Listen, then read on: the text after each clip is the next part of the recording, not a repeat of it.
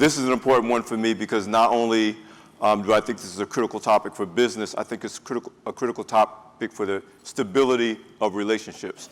And so I'm almost presenting this on the capacity not only as a senior vice president of Black Enterprise, but also the co-founder and copreneur with my wife, who's not here, Zara Green, in our business. So I'm also in a copreneur business relationship and as a business partner with my wife, Zara Green, in a company called Grown Zone Relationship Education, where literally our business is about educating people about the connection between the health of their relationship choices and its impact on their businesses, their careers, and their finances, which often people try to approach as two separate worlds, but often has, real consequences when you don't take into account the impact of your financials, your business, and your career when you make choices in pursuit of your relationships. So this is like right up the alley to my heart, if you will, in terms of what I feel very passionate about as a business person and as an advisor to entrepreneurs. So without further ado, we're going to present our panelists, and then I'm going to kind of set up the conversation because we set this particular copreneur conversation up a little bit differently than many of you may have seen at other conferences. Most panels like this feature currently married, currently people in business who are happily married and happily in business to come talk to you about what it means to do both.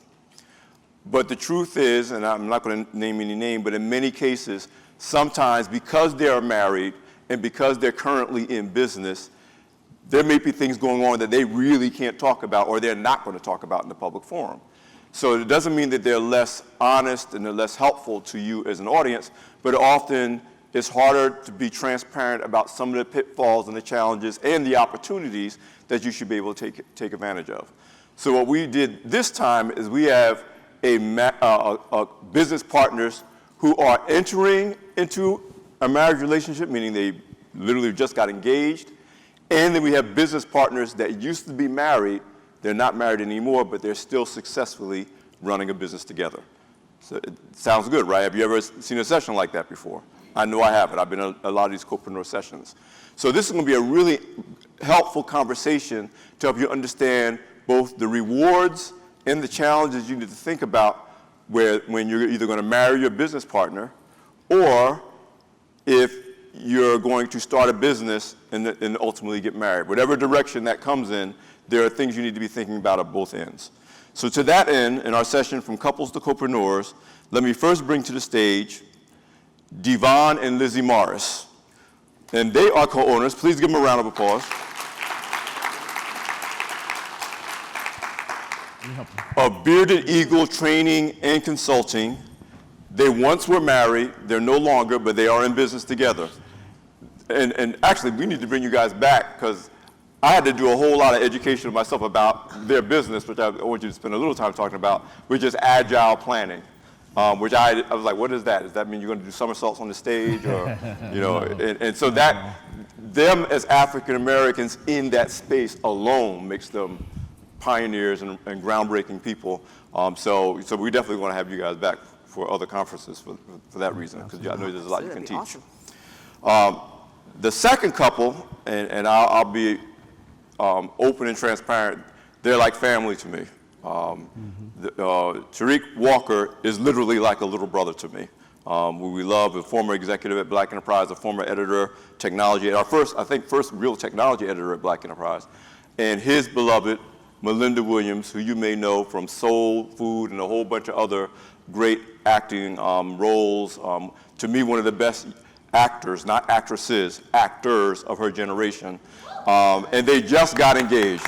So please welcome to the stage. And they have a wonderful, really visually appealing, makes you want to hop on a plane or a boat or something right away, travel lifestyle business called This Is Leaving. And you can find it on social media. It's visually beautiful. It's great in terms of storytelling. And it really presents the world through the eyes of this couple in a way that just makes you want to go. And so just give our whole panel a round of applause. So as we've talked, the goal is to give people some real thoughts on either end of the equation. Usually the ideal is you go into a marriage because you want the marriage to work. And obviously you start a business because you want the business to succeed. And so I like to start with Devon and Lizzie, because you've been through the whole cycle, if you will, the whole relationship cycle. Yet you came out of it with a relationship healthy enough to maintain your business relationship. So let's talk about that, what you learned in your journey that brought you to this place, that even brings you to this stage to be able to say, yes, we can talk about this and give you some wisdom about our journey. When we initially met, we met in a professional capacity. Yeah. So we didn't. The story was we didn't build a healthy initial corporate relationship. I couldn't stand his guts. I thought he was an obnoxious American. But he proved his salt with my teams and the results that he brought my teams. So then I respected him professionally. After that kind of, as you say, a relationship emerged. Well, throughout everything on a business footing, even when we started business, that respect for him as a business person remained consistent. So he was always producing great business results.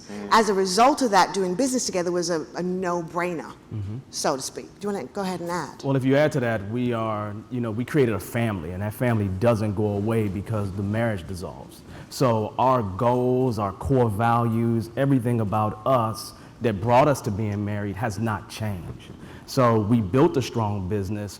Why should we let attorneys and lawyers and everybody else take away from the generational wealth that we're actually creating? So we got a legacy that we're building for generations beyond us. So there's nothing that should stop me from still loving this same person that I'm building this with. But so many people, because of the emotion, we've seen, especially even with some public, major corporate CEOs, who it just gets very ugly because people have a difficulty separating the emotional journey you have gone through this person, and yet there's assets, there's something you built together, there's something worth protecting, and how did you guys, the fact that you started out professionally first probably helped, but what makes you different in some ways from what we're used to hearing about two business partners splitting up and it destroying everything you built along the way? We're probably a little bit more analytical than a lot of people. We're kind of nerds, okay, to be honest. So even though there was emotional angst, there was definitely that. There was the nerd part that was like, okay, this is now, and okay, this is an emotion. Is this emotion going to be worth a lifetime? So it's that analyzing the value spectrum. And we teach people all over the world about value, right? So we had to take back what we teach, and we've made money from teaching, to apply back to ourselves, the value factor. The value factor that was high for us was, number one, staying ahead in our industry. We're the only blacks in our industry, right, at our level. So we weren't about to be pushed out just because we had emotional differences, because that's what it boils down to in its analytical form, right? I mean, what would you add to that? She's my muse, so I get to laugh at her all the time, joke with her. That doesn't change because things have dissolved in terms of a legal piece of paper. So we can kick it, we can do all kinds of things together, but at the end of the day, she's the one that's gonna watch my back more than anybody else. She knows more about me more than anybody else because we spent that time together. And those things just don't go away because the marriage has dissolved. And the business gives us more reasons to conquer the world together. So for me, it's just a no-brainer. And I want to do everything in my power to help a beautiful black woman achieve the greatness that she can achieve. So why not do that with someone who was in my home? You know, you're speaking right to me because my wife and I, our book is Loving in the Grown Zone. The whole premise of our business is that if we approached how we make relationship choices, whatever they happen to be, with the same degree of diligence and thought and long-term value implications as we do our businesses, our careers, and the things we're told we're supposed to be analytical about, we would make a different set of decisions. Many of us are great at making those decisions on the business side, but then we're told, you know, whether it's Cinderella stories or take the magic carpet, all those things that we're taught that just says it's a roll of the dice and take a chance, things that we would never do in our business life. So Melinda and Tariq, you are obviously at a different stage of your journey as entrepreneurs and as a couple. What were the things that you thought about as individuals and even in conversations with each other that made you move forward with, we're going to be business partners? In other words, you could say, listen, let's just make sure we together. What made you say, we feel strong enough to add on this other layer that we're going to go down this entrepreneurial journey together? Well, our story is interesting because Tariq and I also met professionally first, and we had several sort of business meetings where we were kind of trying to figure out how we were going to work together and what type of business we could do together. And at a certain point in time, my whole guard was down, I was exhausted, and I just was very honest with him, and I said, listen, I can't do business right now. I really just need this time to relax and not do business. I don't have my brain. And he was like, fine. And so from there, we started to get to know one another. And almost immediately, I said to him, listen, I really would like to get to know you on a more personal level. However, I can't do business and this personal thing at the same time. So we need to make a decision. Are we doing business? Are we going to get to know each other personally? So we started out forming a personal relationship. Well, what? Well, no, I did. I could do business with anybody. I could do business with anybody. And so we started forming this personal relationship, and the more the personal relationship grew, we realized that we were both powerful as individuals, and we both had really strong stories to tell, and we also individually had great skills.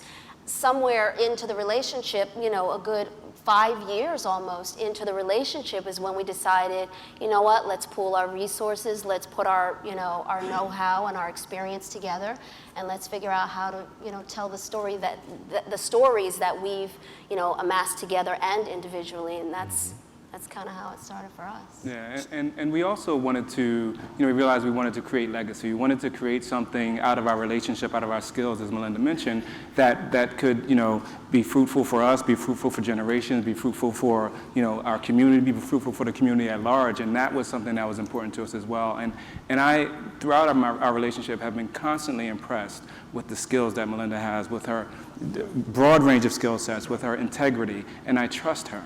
And so those are things that went into sort of how do we want to create something that we, can offer the world, and that goes beyond just the two of us as individuals, but something that we have that, builds generational wealth, to what Devon was saying. Like we are clear that, to the degree that we can create something our own, that we can generate revenue on our own, we can always do the things that we do professionally, whether it's acting or media consulting, development, and otherwise. But what have we created for ourselves that can, really be something that we can be proud of as well? And I think just to, add to that, in the early stages of our relationship, we both understood that our individual careers would take us potentially to separate parts of the country and for extended periods of time. And I think we also came to understand that that's not really the foundation we wanted to build our relationship on, separation. So we kind of created the space for the relationship to grow and see if it could stand a chance, and it did, and the foundation became very strong. And so since we had built this strong foundation, that then said, well, we don't want to now start separating ourselves from one another, so let's also try to figure out a way that we can build a business together where we can spend the time that we would like to spend with one another. So there's a theme that I'm very passionate about. What we teach in the Grown Zone, go to grownzone.com to get into the Grown Zone, is that a marriage or a business partnership is the house. That's right. The underlying relationship is the foundation, the word you use, foundation. Mm-hmm. And what we're often taught by society is that you build the marriage or you build the house or you build the partnership, however you design that partnership, and you just hope the foundation is going to work. Right. Versus, no, you build the foundation. If you build the foundation, then whatever you build on top of it is more likely to be stable. And even if it's not, the foundation, and we label that foundation something my wife calls her. Honor, esteem, and respect. You use the word respect. You use the word legacy. You use the word foundation. So if you lay the proper foundation, then what you build on top of it will be more stable. And even if you decide to end it, the underlying foundation said we didn't have to destroy the business just because we are changing this aspect of our relationship. Yeah. So Devon and Lizzie, if you were at the front end, no, let me say it a different way. There are couples, including Melinda and Tariq, and there may be others in the audience, who are at the front end of the journey that roads you've already traveled. What things that you know now, based on what you've experienced, would you say that Tariq and Melinda should be thinking about at the beginning of this journey of business partnership and marriage partnership together? Go ahead. I would say the core thing, and you talked about, is that idea of respecting the person and respecting them in their space as an individual, not in a romantic, oh, he's so hot, oh my gosh, he makes my belly flip and stuff like that. No, that's silly. You can find one of those on whatever website you want. But to find somebody who has stability of thought, who you can actually respect as an equal, that makes all the difference in the world. Now I'm willing to go through all the other stuff I've got to go through, but that's already established and that doesn't shift. Sadly, I think a lot of people, when they get into relationships, they've never even looked at that genre of an individual. They've just looked at, I've fallen in love, he's so sweet, he says such great things, and then they're getting, can he plan a future? Wow. Can he be a strategist? Does he know how to deal with problems? Can he take on adversity? Can he take us out of it? Can he stand beside me? And can he work when he doesn't feel good anymore? Or does it all have to be kind of all, oh, I don't feel good, this isn't going so well? Well, if you can't do that on what sustains, because don't get me, I'm not anti-falling in love or anything like that. I think that's all fabulous, right? But if you understand how the human brain works, love is simply a trigger emotion that's triggered by chemicals, right? Respect has got nothing to do with chemicals, it's fact. There's facts that you've done, here's the evidence, as a result, here's what I've got. And I think that's the part we don't put into relationships. We'll put that into buying a house. We'll put that into building a career. We'll put it into where it is we want to go live. But the thing you're going to invest most of your time in, and your life and your family's life in, is an individual. Then you've got to look at them exactly the same way. So we've got to kind of take away the emotional things that are like this, go to what is consistent and think it through. We're a very intelligent people. So we need to apply our intelligence to the thing that you're willing to invest your body, your soul, your mind, and your money in. Yeah. So I would agree with that 10,000%. But as a kid from the south side of Chicago, I would say something a little bit different to you, and that's just one word. Usually the biggest thing that messes up most couples and will mess up your business is money, period. So get your money right, period. At least know where you guys stand at. Because where you stand at personally, it damn sure bleeds into the business easily. And those kind of decisions that you got to make in the personal zone and in the business zone, man, they can cross over emotionally. So if I had one thing to say to you, it would be the business. It would be the money aspect of it. But then I add to you something different. The main reason why I love Elizabeth the way that I do is simply because as a black man, there are ceilings put on us in just about any place we go. She erased those ceilings for me. You understand? She erased those ceilings for me. And she still erases those ceilings for me because, you know, she's black, but she's not from here.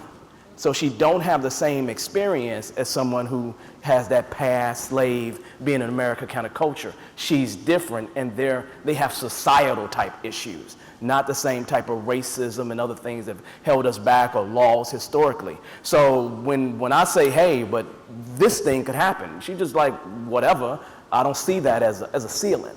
So between money and having somebody that doesn't know where that limit is has helped me tremendously, and it's one reason why she will never stop being my partner in life, period. So you see how he honors her? The honor is still there. Yeah. So, you applaud that. So in the grown zone, how we express what you just said is that there are attractors and there are sustainers in relationships. Attractors do what they're supposed to do. They get your attention, they bring you together. The big attractors there's 7 that we identify, but the big ones are looks, chemistry, sexual attraction, and money. Like if somebody hits those 3 bells, we're like, that's the one for me. And that's fine. Unfortunately, attractors change over time. So if you build the whole relationship on those attractors, money gets funny. How you look at 65 ain't gonna be how you looked at 25. You know, and whether it's injury, illness, pregnancy, your sexual chemistry will ebb and flow. 3 sustainer characteristics, but I think you're seeing being displayed up on this session, are compassion. People have to be compassionate, trustworthiness, and safe. Safety, you have to be safe with that person. Those are characteristics that don't change over time. If you're safe when you're 25, you're not going to be suddenly unsafe when you're 55, because that's of core characteristics. And what you need to do is focus on identifying the sustainer, developing them in yourself, and then identifying them in others, because that's how you can build a foundation that can survive a business collapse, a decision to dissolve a marriage, and anything else that gets thrown at it. There's one thing that I want to add that has helped us so far, and we plan to continue to do, is counseling and therapy, and it's something that we did before we started the business. And so that is, it helped us understand how to communicate with one another, what were our various triggers, how, and we all need this, and that's something that it helped us build a foundation of communication between ourselves, and so that when we have to communicate difficult issues in our business relationship, we have that foundation of communication, understanding how to talk to one another, what things we should and shouldn't say, what things we need to take a beat before we actually address, and that's been very helpful, and it's something that we continue to do and would add to any couple, whether you're starting a business or not. Quite frankly, we are different people. We come with different sets of issues into any relationship, and so therapy has been tremendous help for us on both parts of the equation, and not from a standpoint of troubled waters, but from a standpoint of how do we get out in front of any potential issues? Because as adults, as humans, we've had so many experiences that make us who we are. I can't expect to know someone else's triggers, issues, or otherwise. And so how do we make sure we communicate them and then take that into all aspects of the relationship and the business? So you actually played right into my next question. What are some of the steps that you recommend a couple take to protect the health of their relationship from the actual stresses of building and running a business? Because that's stressful no matter, even if it's a successful business. Sometimes a successful business is more stressful than a struggling one.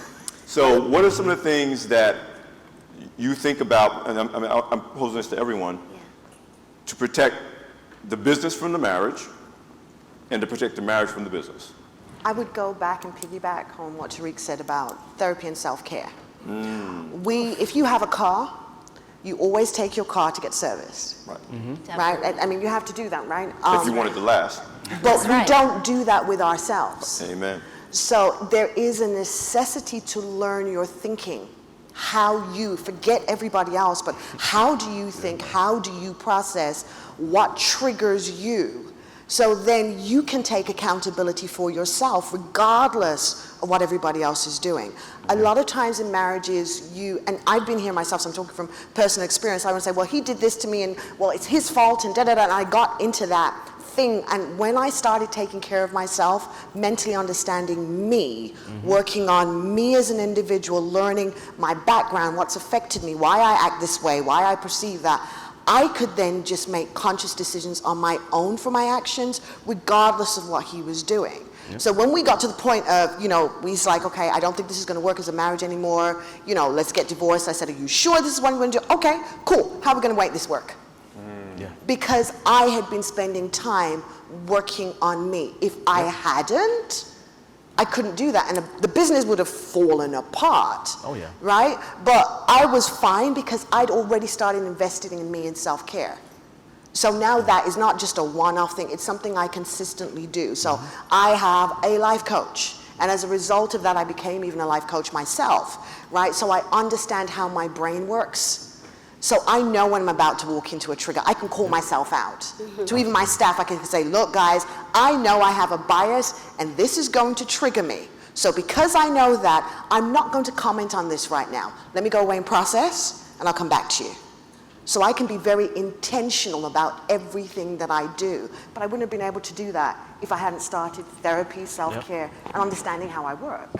Yeah, we got a lot of strategies in therapy just for our relationships when we were in therapy and counseling sessions, just about how to communicate with one another. And when we did start the business together, we took some of those same strategies and applied them to how we handled each other and spoke to one another and related as business partners. One of our sort of commandments we have bylaws, for our business. We have rules, so to speak, that govern how we do business with one another that we have written down just as sort of like a guideline. And that's not to say that we're inflexible, but that is to say these are things that we can always fall back on that says, are we adhering to these tenets that we initially said would be beneficial to us doing business together? And one of our, I think is our one of the best is, listen, if you wouldn't treat someone that way in the corporate world for fear of being reprimanded or fired or brought up on charges or whatever the case is,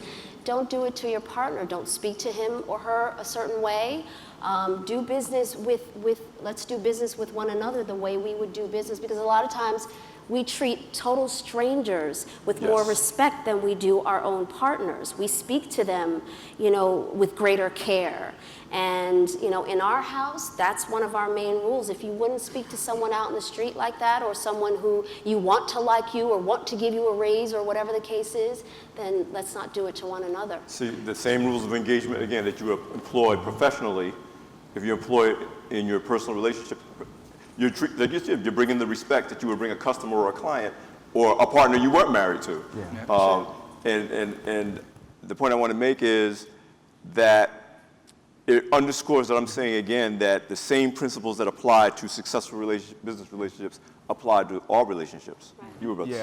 I would add to that. We specifically set up bylaws you got to have for businesses, and we agree on all that. We set up specific working agreements for ourselves, especially when it came to the divorce, okay? If we're gonna spend this much money, we need to get together and make the decision collectively. If we're gonna do this, then we need to do this, right? In the marriage, I can say to you for sure, I would draw a line in the house legitimately and say, this is the zone where we don't talk about anything related to the job whatsoever. No, don't come to me with that right now. You just stepped over that line and you see I stepped over here. So with that, it made it real clear. And if I knew I couldn't handle it, okay, I got to take a minute in my zone. I'll catch you later.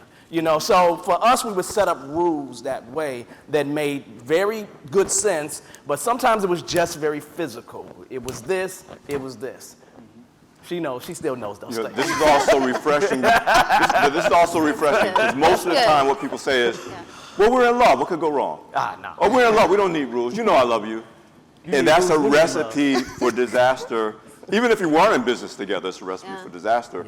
But it's especially a disastrous potential if you literally don't have boundaries, roles, rules of authority, who's responsible for this, who's responsible for that. And love can turn to hate real quickly if you don't have those things in place. So let's talk about how you actually do handle disputes and disagreements. Because even when you plan, you have all these rules, and you're like, we've thought this all out. If emotions were easy to control, we wouldn't have a problem. Emotions happen faster than thought. So let's talk about some of the things that people in this audience should think about when maybe 9 times out of 10 you maintain control, but the 10th time was, the aberration. I would say don't react, choose to respond. And because you choose to respond, you have to have that little pause. The pause helps you to gather yourself. So just because your other person spirals, you can see he's kind of very animated and way out there, right? And that's like all the time. All right, so as a result, I know, okay, we're gonna have a Devon moment. Okay, let Devon have a moment. Okay, and I'll be like, okay, you're not saying anything. Because I'm thinking through my response. Now, every time in my life I've reacted, it's never been a good thing. And I have this kind of thing. I really don't want to have to say sorry. So if I don't react, I minimize my sorries.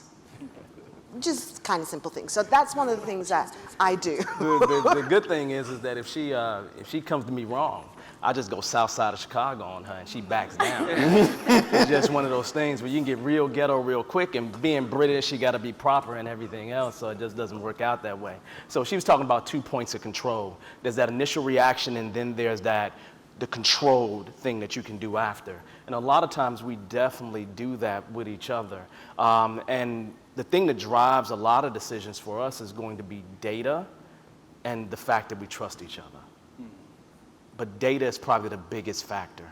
See, people don't think of data when they think of It's marriage. data, man, all day, data. That is good. Data. Because when you got to make a big decision on where you're going to go, what things are forecasting to, you got to invest some look at the time, data. some money, and boom, data drives it.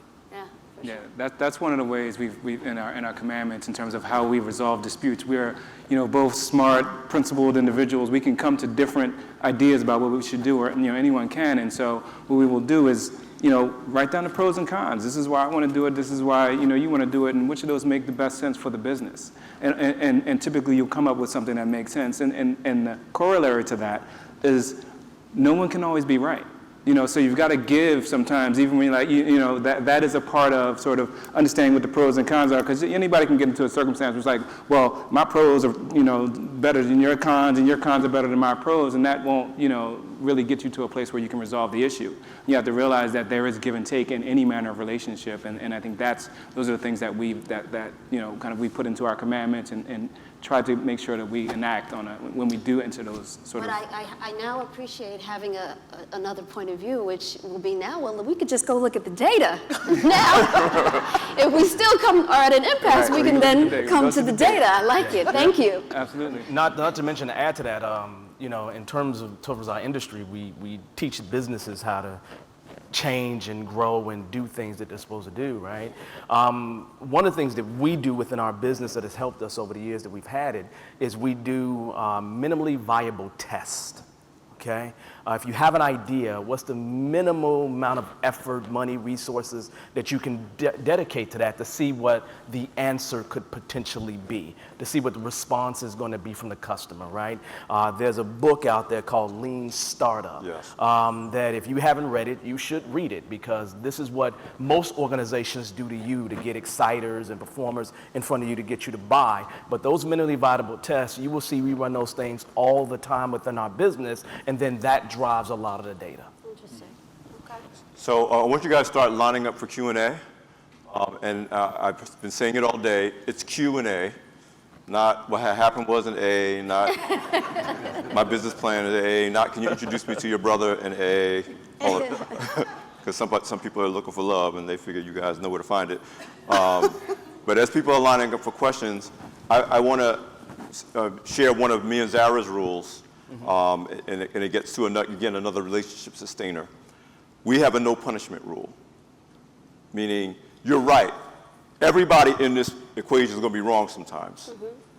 And my thing is they got to be able to be wrong and know they're not going to be punished for being wrong. Correct. And that speaks to the relationship sustaining quality of forgiveness, That's right. and the relationship sustaining quality of releasing, and the relationship sustaining quality of allowing.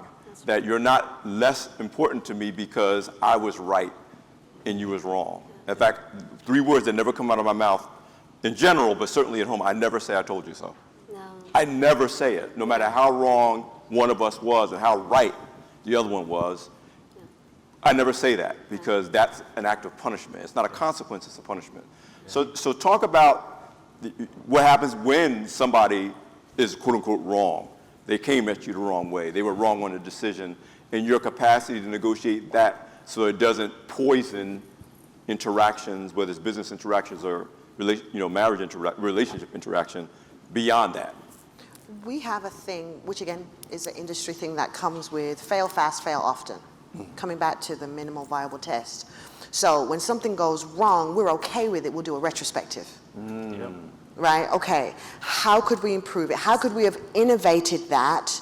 Right? And where's the delta so it doesn't happen again? And the things that went well in that, how can we make sure those keep happening?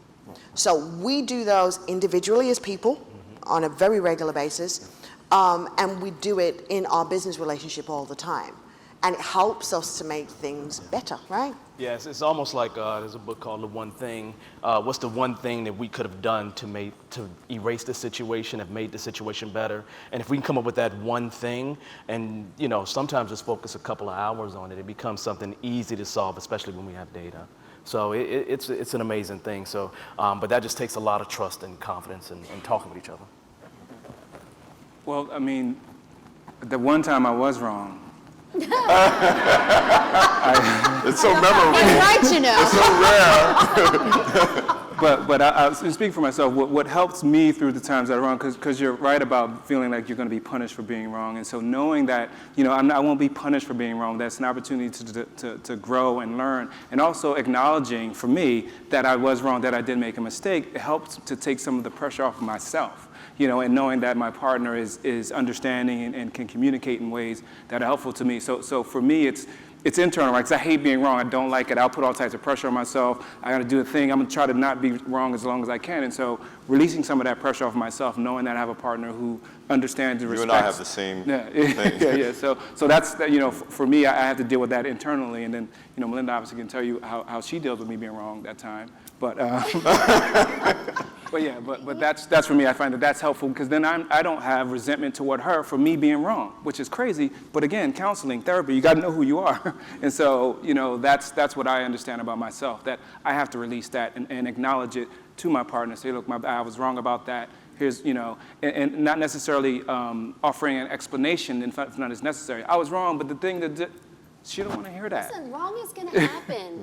It's going to happen. We make mistakes. None of us are perfect. And we are, in some ways shooting in the dark, right? So it's a constant learning lesson. If he's wrong or if I'm wrong and we've figured something out, then ultimately that has helped us grow in some way. And that's how we choose to look at it. How has this helped us? And our sort of retrospective is, what did we learn from even the way we communicate? What can we take away from this that is a learning lesson for us? We set intentions. We've been setting intentions for our relationship from the beginning.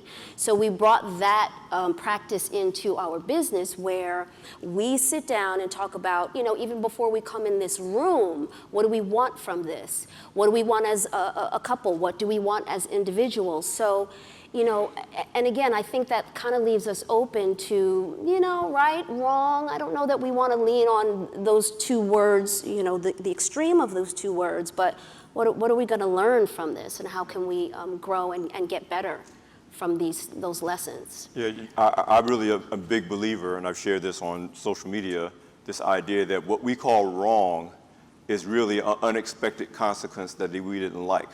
Mm-hmm. But we forget a lot of the consequences we do like weren't planned. Most of the good things that happened to you, you didn't plan for it to happen. That's right. But you accept and embrace it as a good thing because it was a good, pleasant experience. So if you approach wrong or bad with that same degree of neutrality, that's not the outcome I wanted, and it wasn't pleasant, but it's not necessarily a bad thing. Then it takes away the judgmentalness. Judgment is the opposite of forgiveness and compassion. If you're judging, you're not being compassionate. Yeah, I would say to you that I look forward to being wrong, because I kind of always look at it this way, that you only hear about 409. The 408 other lessons that they learned, they gained that. They take that with them everywhere that they go, but you see the success in 409. So the idea is that I think about it that way. So I have no problem being wrong. The only way I've gotten to where I've been, where I'm at right now, is by being wrong a hell of a lot. I mean, before I married her, hell, I was wrong about a hell of a lot of other women. But the idea is that I was, but that made me find what I wanted to find at that point in time, right? So the idea is that for me, revel in that, learn from every one of those lessons, like these companies do, like when we say we have a retrospective, gain something from it, man, and keep moving, man. Nothing stops you, man. Keep moving. Wrong is just an emotion to me. Yes. That's all it is. Yes. It's a label that we add to it. It still happened. When it happens, we just go ahead and just move on with the next decision. Yeah. Yeah, we call that next decision better in the grown zone. Yeah. First question. Great. Good afternoon. Thank you so much. Great insight. My name is Tamika Isaac Devine. I am a public speaker, author, coach, consultant, and my husband and I have recently started a division of the company where we're doing speaking together, we're coaching. We've already also started an online TV show. One of the things that we're trying to do now, we've got 3 kids. The 13-year-old and 8-year-old always are really interested in what we're doing, especially what takes us away from them. So we're trying to kind of get them more involved. Our 8-year-old actually just wrote her first book and published her first book, and our 13-year-old is doing a whole lot. Thank you. And our 13-year-old loves social media, so we're trying to figure out, how can you help us, mommy and daddy, because we don't really know social media. So we're trying to pull them in, and I just kind of want to know your experience, if any, of bringing your children into the business, and how do you do that and give them that role and responsibility so that they not only learn what you do, but can get an appreciation for entrepreneurship and building a legacy. Well, we have 6. Wow. And they're interesting characters. They're very, very interesting. All of them at different times in their kind of life cycle have rolled into the business. Some have rolled in and I kicked them out, right? But even in doing that, it made them better when they went into the actual real world of work. Because everybody says, we have 2 military boys, okay? And they said military training was easy because they had me as a mom. That's why everybody else was flaking out, et cetera, they were fine. So what you have to do when you bring them in is don't try to buffer lessons. Don't buffer it. Don't try to make it easy, because when they go out there, it's not easy. Right. Yep. Right? So when you bring your children into your business and you involve them in any way, teach hard lessons intentionally. Let them have to figure it out. At one stage, we gave our daughter the budget to run, because we travel all over the world, and she was running the household budget at I think she was about 13. So she had an amount that she had to manage, and her brothers had to listen to her. She's the younger, right? And the boys would always call us, well, she won't let us buy this. She said we can't buy it. I said, well, give her a business case for it, and then maybe she'll allow you to buy it. But it taught her how to manage when we allowed the lights to get turned off, the electricity to get turned off. We allowed that to happen, so they realized they had to pay bills on time, and they had to figure it out how to get it back on.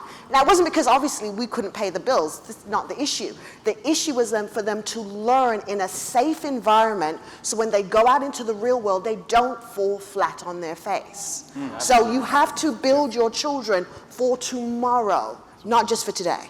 Yeah, I once, that's great. I once heard, and it had nothing to do with business, but a gentleman told me, he said, you can't give your children mom consequences. You have to give them real world consequences, because that's what they'll really understand, the way the real world is going to treat them, because mom is going to handle them with kid gloves.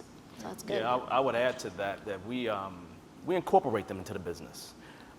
There's always age-appropriate things that they can do. We have an office, so after we complete with a client or a training or something like that, set up things, tear things down, make sure we're good. They've been involved in social media. They've been involved on the road with us. So we find healthy, age-appropriate ways so they can get involved. And our son is going to come out the military in October. He called me this week and said, Daddy, I want to work for Bearded Eagle, flat out. And I'm like, military vet, our son that knows how to run the business, we'll find your position. Don't worry about it, we got you. Because he's qualified, not He's just because you're his qualified. son. Absolutely, he is qualified. He's qualified. Not the blood relationship situation, but he's qualified. And he's the one that got fired. And he's the one I fired. He got fired, right? Yes, Well, fired. two of my 4 kids have been evicted from my home. Same thing. I'm like, I'm not daddy anymore. I'm landlord. Yeah. They were Right. adults. Absolutely. Right, thank you. Next question. Hi. So I'm in the process of becoming unmarried. I'm getting a divorce. That was fancy. And I still wanted to come to this session to help me move on in life and business. I had to write this down so I wouldn't cry. Take your time, sis. Take your time. Take your Take your time. time. Man, I don't even cry. This is stupid. Okay. It's okay. For the women, how did you learn to shake off the dust of the hurt of marriage? Melinda, I've been following your career since I was a little girl. And trust that the same man or trust that a new one would have your back in life and business. Thank you. Well, yes, please. That's a great question, and we just acknowledge you for having the courage to ask it. I have to say this to you. Firstly, yeah, I had to shake off the dust of a whole lot of, sort of past information, past relationships included. And, if I'm being honest, when I met Tariq, I had shaken off the dust completely and really said, I'm not doing that again, ever. But the individual that Tariq is, I had no idea, really, in all honesty, existed in a man for me, personally. I know I asked for it, I wrote it down to the letter, to the T, to every single detail. And not because I believed in it, because some book said that it would happen. And I was like, all right, well, what do I have to lose? And I wrote down all the details and then just decided to go, date. And I met Tariq, and Tariq kind of just knocked everybody out. All the stuff that I needed, I spent a lot of time with myself, figuring out what I liked, what I needed, what I wanted. And that's why I said, this doesn't exist in a man, because I want and need a lot. It's true. And I just thought, the bar just is too high, and it just won't happen. And I met him, and he just kind of checked off all of those boxes. And one day I opened up my book and I looked and I was like, oh my God, that's him. And that's him too. And that's him too. And the interesting part about it that I will say to you is that all of the things that all of the time that I spent, sorry, I'm gonna cry. Take your time too. All of the time that I spent shoring myself up, getting to know myself, treating myself like a queen, and looking myself in the mirror every day and telling myself that I was worthy, all of those things that I worked on in myself were the things that showed up. See, he supports me the way I support myself. He believes in me the way I believe in myself. And so that's how, I guess, it's just a process. You shake off the dust, you start believing in yourself, you put your crown on and you walk around like a queen and the king shows up.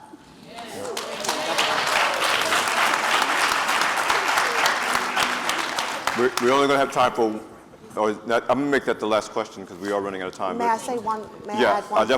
I definitely want to give you a chance to say one more thing. I want to say one thing before you say one more thing, because it speaks to what I've heard a couple of times. Here's what we teach in the Grown Zone. If your love and relationship with yourself is here, and you meet somebody who loves you here, your love of self doesn't go up, theirs comes down. And you're taught you're supposed to love other people more than you love yourself. It's exactly the opposite.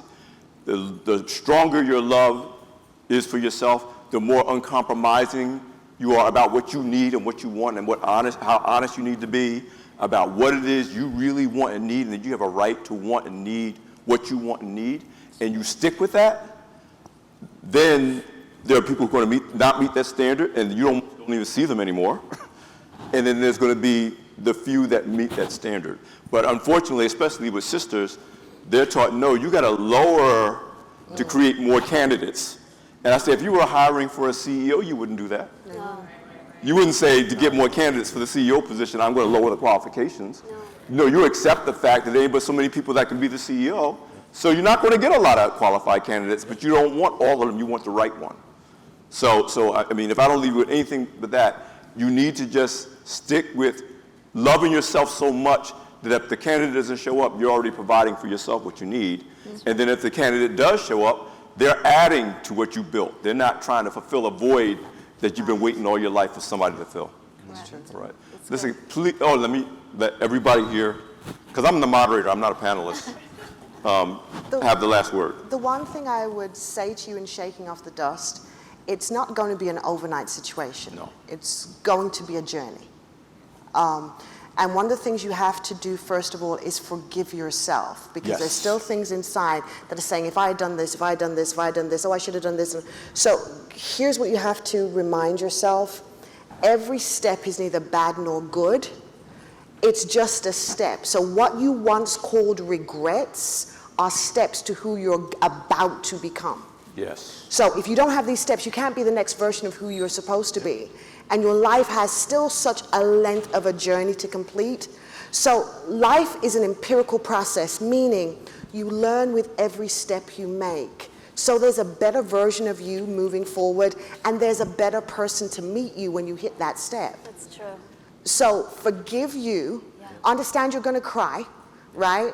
And you will cry, and you will keep crying until you don't cry anymore, and then you can start talking about what you went through and help other women who are in that space be able to take the next step forward. So it's okay to feel the pain. It hurts. You know, when you go through a divorce and stuff, there is it's like something's been ripped away from you, but guess what? You heal. So there's another day.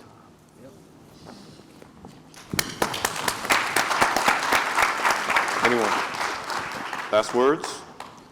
I think that was perfect. And just to add to that, you know, Tariq and I always speak to, you know, the relationship, every relationship we experienced up until the moment we met one another is the one that got us here, are the ones that got us here.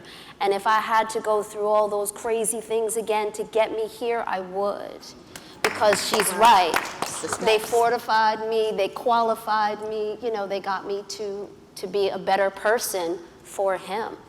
And in that regard, I say, and thank you, the same goes for men, right? We sometimes think that, you know, that we don't have to do those things, that we don't have to cry, as you know I will, that we don't have to, you know, sort of work on ourselves. And having been through a divorce as well, there are things that you have to work on on yourself as men, and understand what you need in a woman, the characteristics that you need in a woman and in a partner. Not, you know, she's gonna cook, she's gonna clean, to do those things, but what kind of person do you need to be the best person that you want to be? And once you get to that place, you can find that person. They'll appear, like you said. We good? Javon? No. I mean, they topped it off, man. I would only close with two things. I'm twice divorced before my current happy marriage, and my wife was divorced twice before she met me. Okay. So carry that away as encouragement for that reinforcement of just everything you just heard. And the other thing is, I see a therapist. I have a standing appointment every Saturday. Every Saturday. Because I stopped using therapy and mental health as emergency medicine. Like, I'm about to have a breakdown, I need to see a therapist. Right. Or my marriage is in trouble, I need to see a therapist. No, I started saying, I don't even call it mental health anymore. I call it mental fitness. Right. The way I see a Yeah. personal trainer or a nutritionist to stay physically healthy, I know every Saturday at 1 o'clock, unless I'm traveling, it's like if I'm not around, I go sit down and we talk. That's great. And it's a level set. And then when things are going off, he can tell because he knows my baseline is. He can tell when something is off. Yeah. You know. And so I would leave you with that. Listen, please give a round of applause. Just a wonderful, wonderful, yeah.